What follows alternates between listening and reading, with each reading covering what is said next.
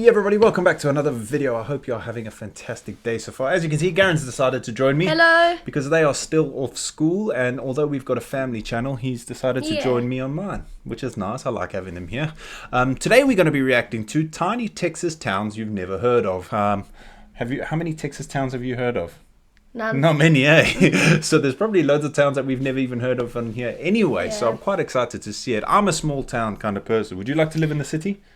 No. No, I'm not a city person. I like small. I like my space. Yeah. I like outdoors. So I'm not a very overpopulated kind of person. So I'm quite looking forward to seeing this video. A few of you guys have asked, are we going to move to America? And it's definitely something that the kids have been asking. And Kat even has brought it up a few times. Yeah. Whether or not we're still thinking about it slowly. But, I don't know. It's not like promising. No, I don't think. Personally, I would love to, but then I'm trying to be as realistic as I can. Finding another job at my age and Kat's age, moving to a whole new country, trying to afford a house and everything it's quite difficult to process at the moment. But maybe, hey, you never know. You never know. If you'd like to discuss that with us, I have just ordered a webcam so we can go live on our family channel on Friday night, hopefully. I was going to say tomorrow, but I'm not sure it's going to arrive by tomorrow. So Friday, we're going to go live on our family channel. There'll be linked down in the description with the times and everything. So if you want to come over and have a chat with us and pick our brains and let us pick your brains, that'd be awesome. So yeah, link down below. Are you keen to go live? Yeah, I think it's going to be 100%. Pretty cool. Anyway, without further ado, let's check out tiny Texas towns you've never heard of. Oh yeah, subscribe. Is your idea of heaven wide open spaces where you can just be left alone? If so, maybe Texas is the state for you. They have a bunch of tiny little towns. With so few people living in them, they probably get as much alone time as...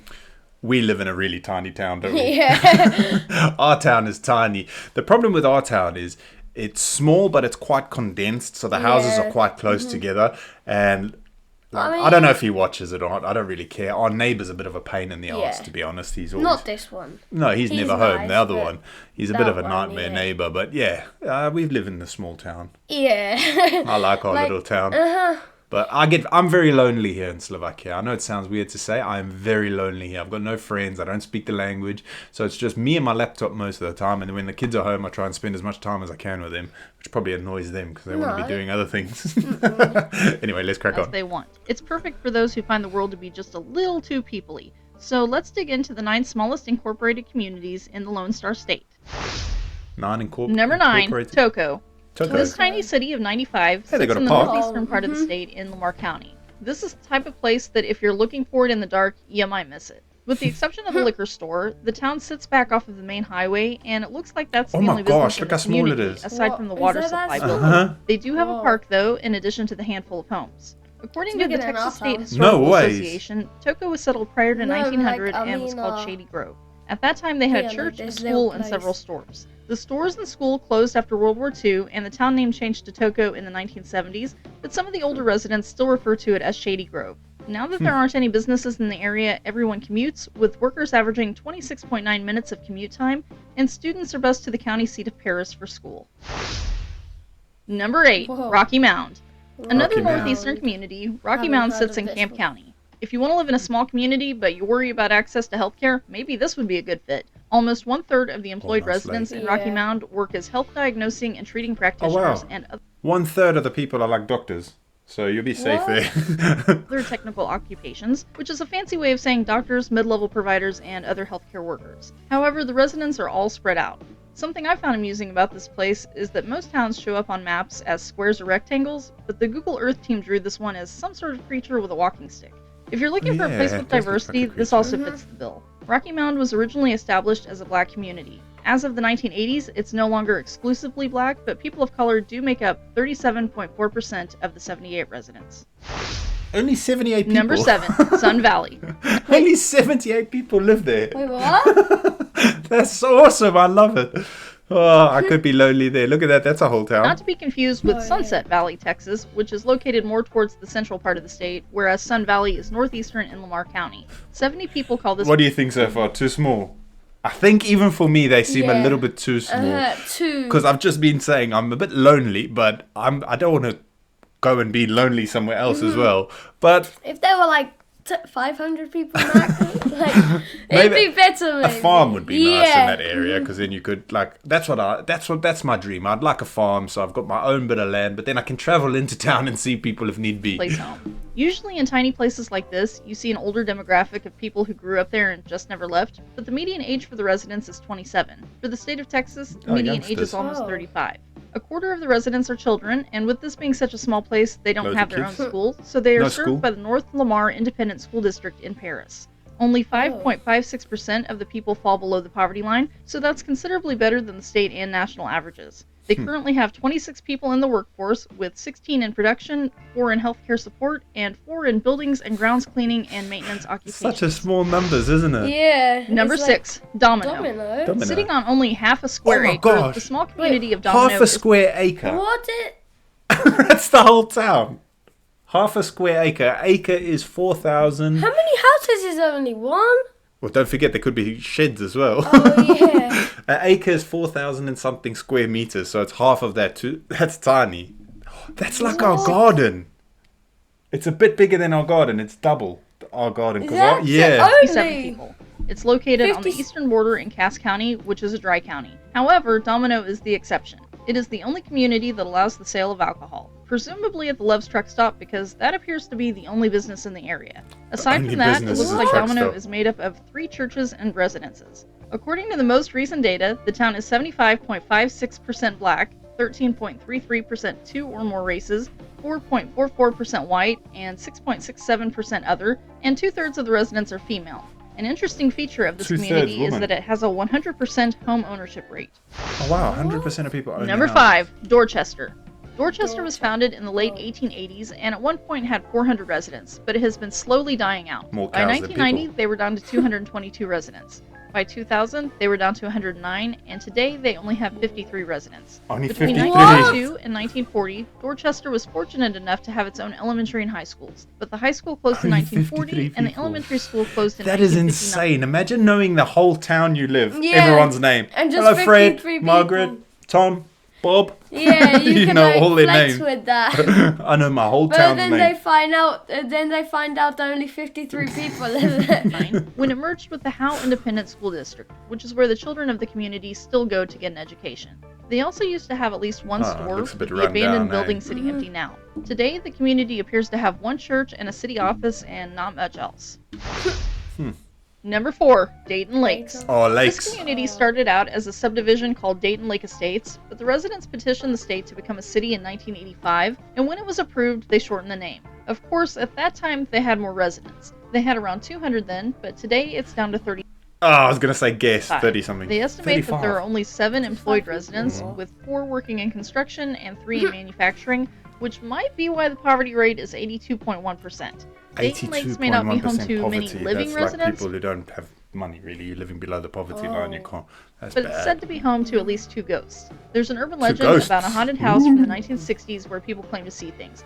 I'll put a link in the description if you'd like. Do you believe in ghosts? I've never really asked you. I used to. I don't. I stopped now. I don't know. No. You? Not really. I've never seen one, so I'm like one of those seeing is believing. I mean, when I go to bed, sometimes late. Sometimes I can hear stuff. I mean, our house is creepy. Yeah, we've got quite an old house, and when it's quite windy, the roof makes a hell of a noise because it's a tin roof, and also when it's really hot and then at night it cools down, the roof goes clang, and you freaked out. Was it you or Leia who freaked out? Like, someone's in that. Oh yeah, we went to the shop and she phoned us. Someone's in the house. No more. I'll protect you from the ghosts. Number 3, Impact. The founding of Impact is tied to alcohol. The town is located near Abilene, and prior to 1960, all cities and counties surrounding Abilene were dry, although there were moonshiners in the area. A businessman named Dallas Perkins decided that he was going to take advantage of the area's dry status by taking a 20-acre poultry farm and incorporating it as a town where he could sell legal alcohol. 2 liquor stores opened in Impact in 1963, and that first month, sales were $463,000. In today's money, that's $4.5 million, so obviously this was a product that area residents really wanted. With that money, the town was able to pave and light roads, establish a garbage pickup, and hire a policeman. Thanks to its status as the only wet community in the area, Impact flourished. up until 1978, when Abilene legalized the sale of alcohol, and people no longer had a reason to drive out to Impact. The 2 liquor stores closed, and people started leaving. Today, there are only 20 people left living there. 20! Number 2. Before it starts, let's guess. How do you say that? Los... Oh, well, Lost. I can't. What? How many people do you think live in here if there was 20? It's going down. So this is number 2. I'm going to say 15. I'm going to say 16, or can I pick 2? No, 1. You can't say 6. Okay. 16. 16, okay. you sure? 15 and Los 16. Banas. Let me know what you Similar guys to think. Impact, the small town of Los I Banas think was there's gonna also be founded due to alcohol laws. Apparently, Texas state law says that all counties are to be dry, but local governments can opt out of that, and so these small communities would spring up as a way to get around the law.